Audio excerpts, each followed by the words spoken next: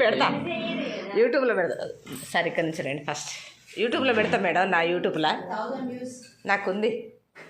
అయితే ఇది FR fever rash case, sir దానికి థ్రోట్ స్వాబ్ తీయాలి. సార్ స్వాబ్ అంటే ఇది దీంతో సార్ ఇట్లా ఆ పేషెంట్కు గొంతులో స్వాబ్ తీయాలి. సార్ తీసి ఈ క్యాప్ తీసేసి ఇందులో పెట్టి ఇట్లా ఇరుగుతే ఇక్కడికి ఇరుగుతుంది సార్.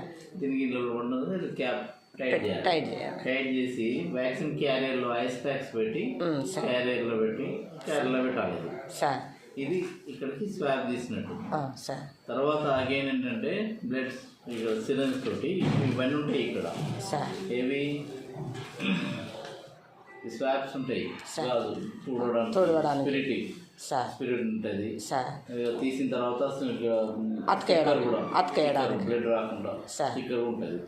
ఈ సిరంజ్ తోటి 3 ml 2.5 2 ml ఎంత వస్తుంది. తీసిన తర్వాత కదలకుండా ఇందులో తీయాలి. తీసి బ్లడ్ను ఇందులో తీయాలి. తీసిన తర్వాత చెక్ చేయొద్దు. చేస్తే ఏమవుతుందంటే మొత్తం బ్లడ్ అంతా అది గడ్డ కట్టాలి. ఇట్లనే పెట్టాలి. ఒక 1 hour పెట్టిందంటే సీరా వచ్చేస్తుంది. లేకపోతే సెంట్రిఫ్యూగ్లో చేస్తే బ్లడ్ ఆర్బిఎస్ రెడ్ రక్త కణాలంతా కిందికి వస్తుంది. మీద సీరా ఉంటుంది. ఆ సీరాను వాళ్ళు తీసి ఈ చిన్న ట్యూబ్లో ఇంత హాఫ్ సీసో 1 సీసో వస్తుంది.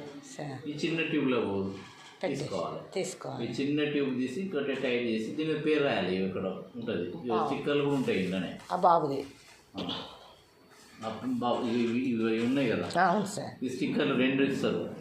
ఒకటేమో దీనికంటే వేయాలి, ఒకటేమో దీనికంటే వేయాలి. అంటేసి ఆ బాబు పేరు రాయాలి. దీని మీద కూడా 2 స్టిక్కర్లు ఉంటాయి. ఇది ఇంకోటి, ఇది దీని మీద కూడా పేరు రాయాలి. ఈ 2 వ్యాక్సిన్ క్యారియర్లో ఐస్ ప్యాక్స్ పెట్టిన క్యారియర్లో ఈ 2 పెట్టేసి ఇక్కడికి ఇక్కడికి పంపాలి, ఆఫీస్కి పట్టుకురావాలి. దాంతోపాటు మీకు ఇన్వెస్టిగేషన్ ఫామ్ ఉంటుంది కదా, ఒకటి ఫామ్ వచ్చింది మీకు, ఆ ఫామ్ వచ్చింది కాబట్టి ఇవి 2 వస్తాయి. మా దగ్గరనే పైన అశోక్ అంటూ WHO ఆయనకన్నీ ఇవ్వండి, మనకి ఇచ్చిన పర్లేదు, మన దగ్గరనే ఇవ్వాలి.